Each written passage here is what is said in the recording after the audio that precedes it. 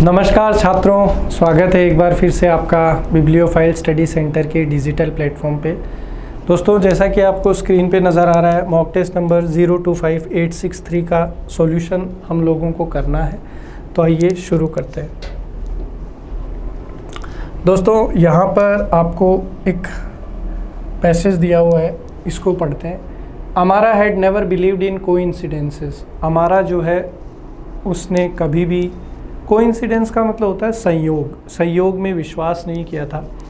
She always thought that everything happened for a reason. उसका हमेशा ये विचार था कि जो कुछ भी होता है उसके पीछे कारण होता है। One rainy evening as she was walking back from work she found a torn journal page lying on the wet pavement. एक दिन वो अपने काम से घर वापस आ रही थी और उस दिन बारिश भी हुई थी, तो उसने देखा कि उसके जो गीले आंगन में, घर के आंगन में एक पेज पड़ा था फटा हुआ। Curious she picked it up and read, if you ever feel lost follow the scent of jasmine I will be waiting. उसमें लिखा हुआ था कि अगर तुम कभी भी फील लॉस्ट मतलब दुखी या खोया हुआ महसूस करो तो follow the scent of jasmine. तो जैस्मिन के सेंट को फॉलो करो, मैं तुम्हारा इंतज़ार करूँगा, ऐसा उसमें लिखा हुआ था। स्ट्रेंजली अमारा felt an old sense of familiarity. तो जब उस लाइन को पढ़ा तो अमारा को उस लाइन से थोड़ा सा जुड़ाव महसूस हुआ। It was as if the words were written for her. ऐसा लग रहा था कि जो अक्षर है वो उसी के लिए लिखे हुए हैं। She glanced around but saw no one. वो जो है उसने आसपास इधर उधर कहीं देखा कि भाई कोई हो, बट कोई उसे नज़र नहीं आया।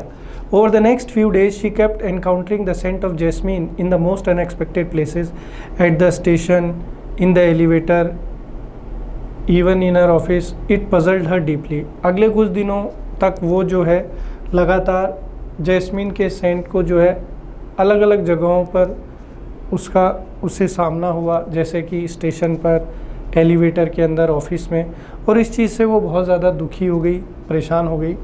Eventually she followed the scent one evening and ended up nearby an old bookstore. एक दिन शाम वो सेंट का अनुसरण कर रही थी और उसने एक बुक स्टोर के पास जो है पहुंची। The shopkeeper smiled and handed her a book without a word. तो जो दुकान वाला था, जिसकी किताब की दुकान थी, उसने उसको एक किताब पकड़ाई, कुछ बोला नहीं, सिर्फ मुस्कुराया।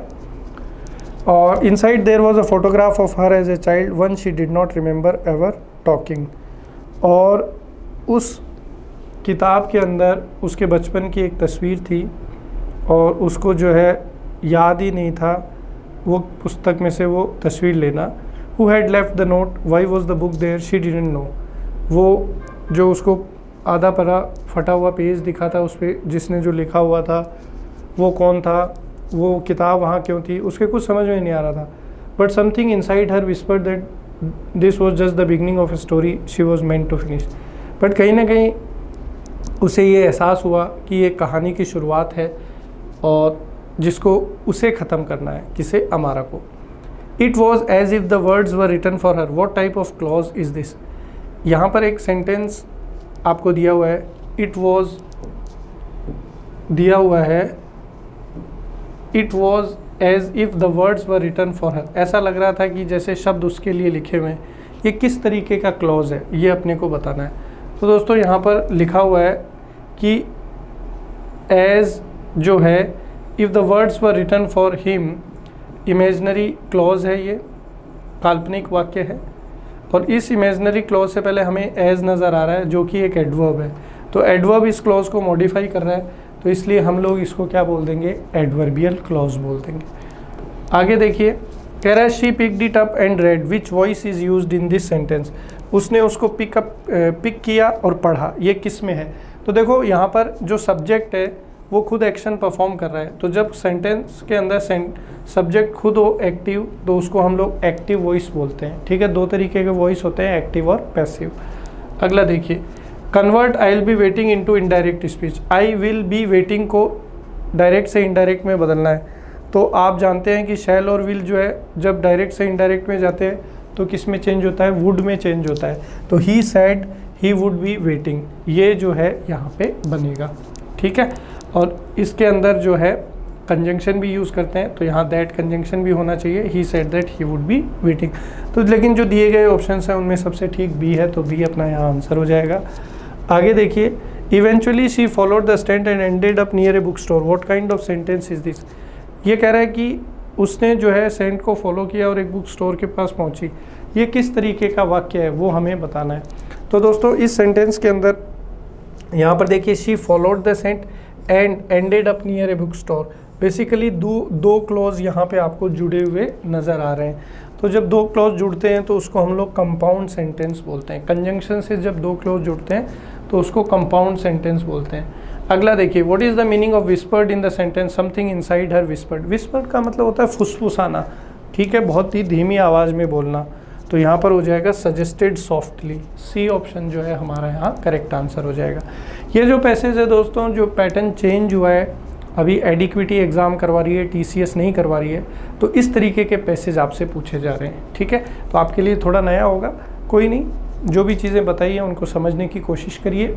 नहीं समझ में वीडियो दोबारा देखिएगा। आगे चलते हैं। कह रहा है, identify the segment in the following sentence which contains a grammatical error, if there is no error select the option. Perhaps you do not know I am having a car and a jeep besides a big house in a good locality. ये कह रहा है कि शायद आप नहीं जानते हो कि मेरे पास एक कार भी है और जीप भी है और उसके साथ साथ एक बड़ा घर भी है अच्छे एरिया में। दोस्तों ये हैव जो है, इस पर ध्यान दीजिए।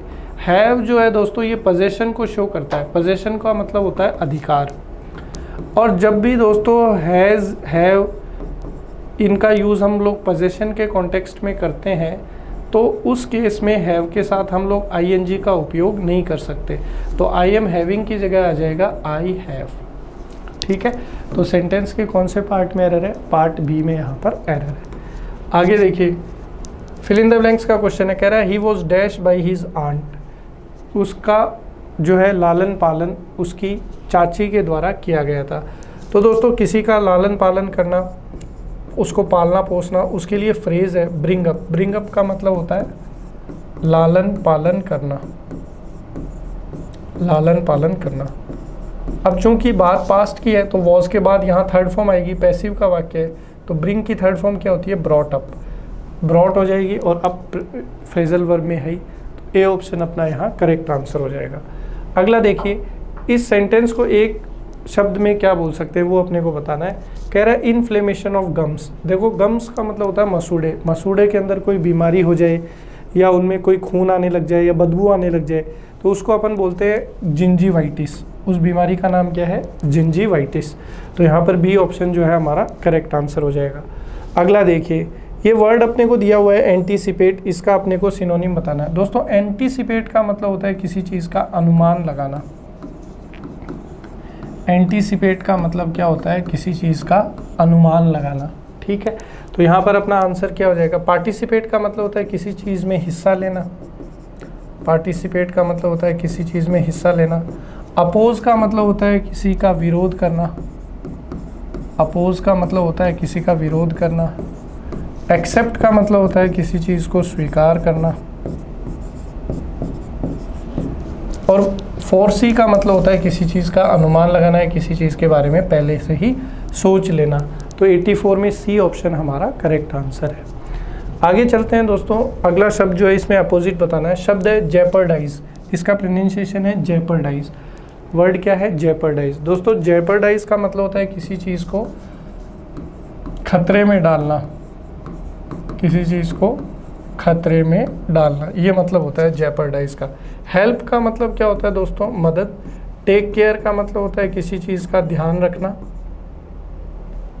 टेक केयर का मतलब होता है किसी चीज़ का ध्यान रखना। एनकरेज का मतलब होता है दोस्तों प्रोत्साहन। एनकरेज का मतलब क्या होता है, प्रोत्साहन। यहाँ आंसर हो जाएगा प्रिजर्व। प्रिजर्व का मतलब होता है किसी चीज़ को बचाना। आगे बढ़ते हैं दोस्तों, अगला क्वेश्चन आपकी स्क्रीन पर। कह रहा है we shall not wait for anyone who arrived late. कह रहा है कि हम लोग जो है किसी का भी इंतज़ार नहीं करेंगे जो लेट आता है। दोस्तों यहाँ देखिए फ्यूचर सिंपल है, तो अगर एक तरफ फ्यूचर सिंपल है तो दूसरा क्लॉज जो है वो हमेशा प्रेजेंट सिंपल में आता है। ये एक फिक्स स्ट्रक्चर है जो हम लोग ओपन कंडीशनल में पढ़ते हैं। तो we shall not wait for anyone who arrived नहीं होगा हु अराइव्स लेट। वर्ब की फर्स्ट फॉर्म में एस या ईएस, ये ही स्ट्रक्चर होता है किसका, प्रेजेंट सिंपल का। तो याद रखिए अगर एक तरफ फ्यूचर सिंपल है तो दूसरी तरफ प्रेजेंट सिंपल ही आपको मिलेगा। आगे चलते हैं, कह रहा है we can not start until everybody are ready. हम बचपन से जानते हैं कि एवरीबडी इंडेफिनिट प्रोनाउन है और एवरीबडी कैसा होता है, सिंगुलर होता है। तो अगर एवरीबडी सिंगुलर है तो सब्जेक्ट वर्ब एग्रीमेंट के अकॉर्डिंग इधर सिंगुलर वर्ब आएगी। तो सिंगुलर वर्ब क्या होगी, इज। वॉज सिंगुलर है, क्योंकि वॉज क्यों नहीं लिया, क्योंकि यहाँ कैन है। तो कैन हमें कौन से टाइम की जानकारी दे रहा है, प्रेजेंट टाइम की। अगर यहाँ कुड होता तो हम लोग किसके साथ चले जाते, वॉज के साथ। वर इसलिए नहीं आ सकता क्योंकि वर्ब कैसी वर्ब है, प्लूरल वर्ब है। तो यहाँ पर जो है हमारा आंसर हो जाएगा 87 में ऑप्शन ए जो है बिल्कुल करेक्ट है। आगे बढ़ते हैं दोस्तों, अगला क्वेश्चन देखिए, कह रहा है the news has been brought to us by him. हमारे पास खबर उसके द्वारा लाई गई है। एक्टिव पैसिव में जो है इसको चेक करना है दोस्तों। यहाँ बाई है, एजेंट के साथ ऑब्जेक्ट जुड़ा हुआ है, हैज़ बीन के साथ थर्ड फॉर्म है, तो मतलब ये किस में दिया हुआ है, पैसिव में। जब एक्टिव में जाएंगे तो हम लोग जानते हैं प्रेजेंट परफेक्ट को जब हम लोग पैसिव में चेंज करते हैं तो हैज़, हैव के साथ बीन और फिर उसके बाद में यहाँ थर्ड फॉर्म का हम लोग इस्तेमाल करते हैं। तो दोस्तों यहाँ आपको ध्यान देना है कि हैज़ बीन लगा हुआ है, तो जब इसको एक्टिव में चेंज करेंगे तो हैज़ के साथ या हैव के साथ थर्ड फॉर्म आनी चाहिए।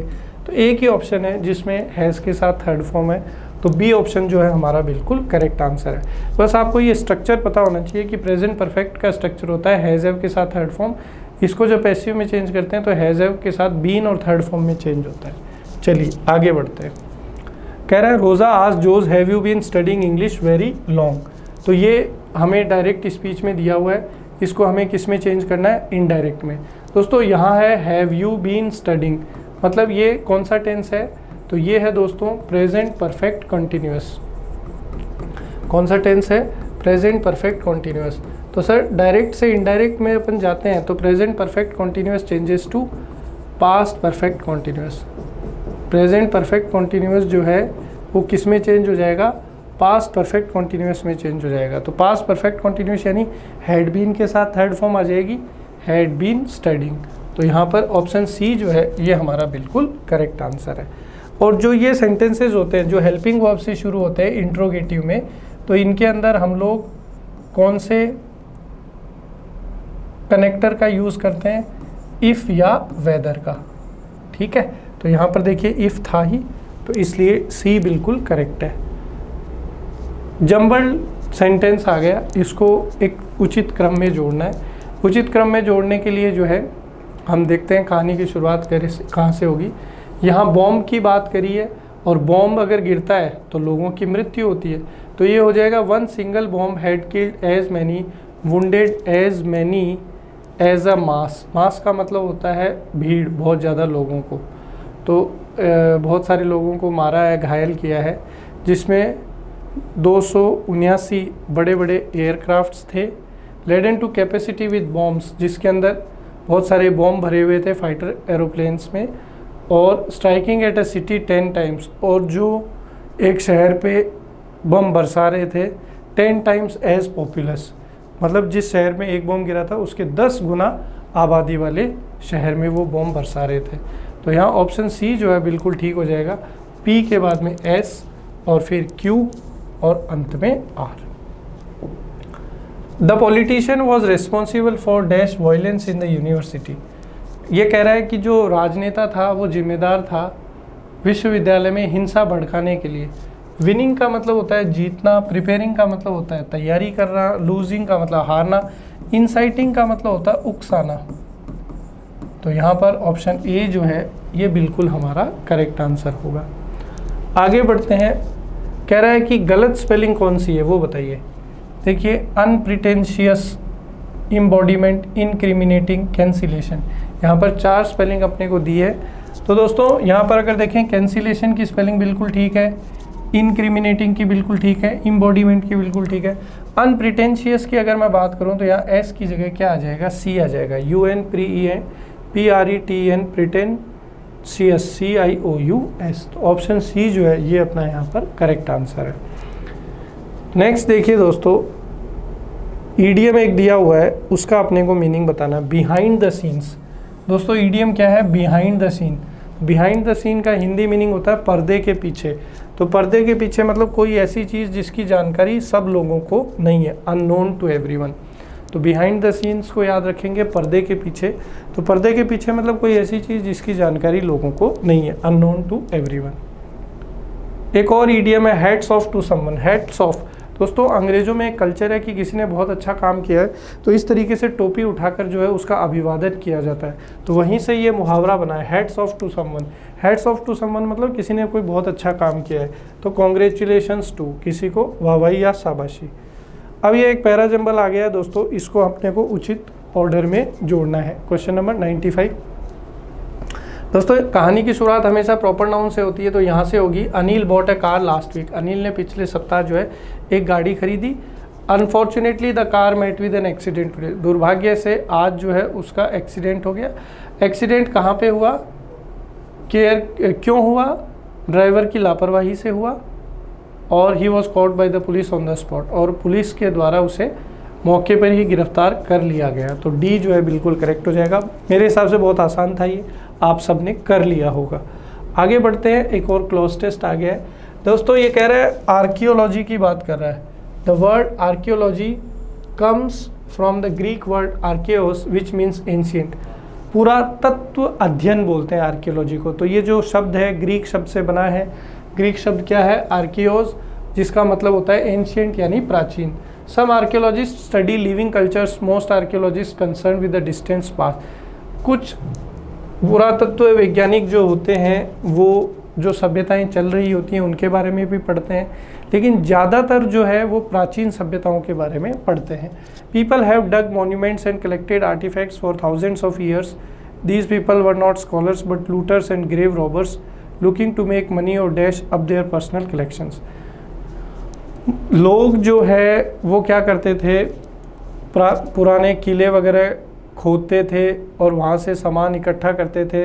हज़ारों सालों तक ये चलता रहा, लेकिन ये लोग जो थे वो कोई पढ़े लिखे विद्यार्थी नहीं थे कि किसी ज्ञान की प्राप्ति के लिए वो ये सब कर रहे हों, बल्कि लुटेरे थे। और वे लोग जो है इसलिए खोदते थे किले और महल ताकि वहाँ से उनको पैसा मिले और अपने व्यक्तिगत तौर पे किसी चीज़ को प्राप्त करने के लिए वही कार्य करते थे। तो पहला क्वेश्चन है इसमें, the word archaeology comes from the Greek word archaios which means ancient dash some archaeologists still even yet although. ये कह रहा है कि कुछ आर्कियोलॉजिस्ट पढ़ते हैं लेकिन ज़्यादातर। तो कुछ के लिए यहाँ पर आ जाएगा यद्यपि, ऑल्दो। ठीक है, यहाँ पर क्या आ जाएगा? ऑल्दो आ जाएगा। Although some archaeologist study living cultures, most archaeologist concern dash with the distance past. Concern अब यहाँ पर आर्कियोलॉजिस्ट के लिए लगाना है, तो अपने आप को किससे जोड़ के रखते हैं? तो आर्कियोलॉजिस्ट थर्ड पर्सन प्लूरल है, तो यह रिफ्लेक्सिव प्रोनाउन आएगा, तो देमसेल्व्स आ जाएगा कि ज़्यादातर जो आर्कियोलॉजिस्ट हैं वो अपने आप को प्राचीन चीज़ों से जोड़ के रखते हैं। People have dug in, up, over, ahead, यहाँ प्रेपोजिशन लगाना है दोस्तों। तो डिग अप ये प्रेपोजिशन होता है। डिग अप का मतलब होता है खोदना। अब चूंकि ये पास्ट में है तो डिग का second form dug, third form dug. तो people have dug up monuments और collected artifacts for thousands of years dash regularly, commonly, often, seldom. वो जो ये अपने डाकू लुटेरे हैं, ये जो है अक्सर खोदते रहते थे इन चीज़ों को। तो यहाँ पर आ जाएगा monuments and collected artifacts for thousands of years. Often these peoples were not scholars, और अक्सर ये लोग जो है वो क्या नहीं होते थे, विद्वान या पढ़े लिखे नहीं होते थे। But looters and grave robbers looking to make money और dash up their personal collection और build up their personal collection. Build up का मतलब होता है किसी चीज़ को बढ़ाना। तो उनका उद्देश्य ये होता था कि वो अपने पर्सनल कलेक्शन को बढ़ाएं, पैसा कमाएं। वो किसी ज्ञान की प्राप्ति के लिए महल और किले खोदते नहीं थे। तो दोस्तों इसी के साथ ये टेस्ट पेपर अपना यहाँ कंप्लीट हुआ। उम्मीद करता हूँ जो भी मैंने पढ़ाया आपको अच्छे से समझ में आया। वीडियो पसंद आए तो इसको लाइक करें, अपने दोस्तों के साथ शेयर करें। मिलते हैं अगले वीडियो में, तब तक के लिए थैंक यू।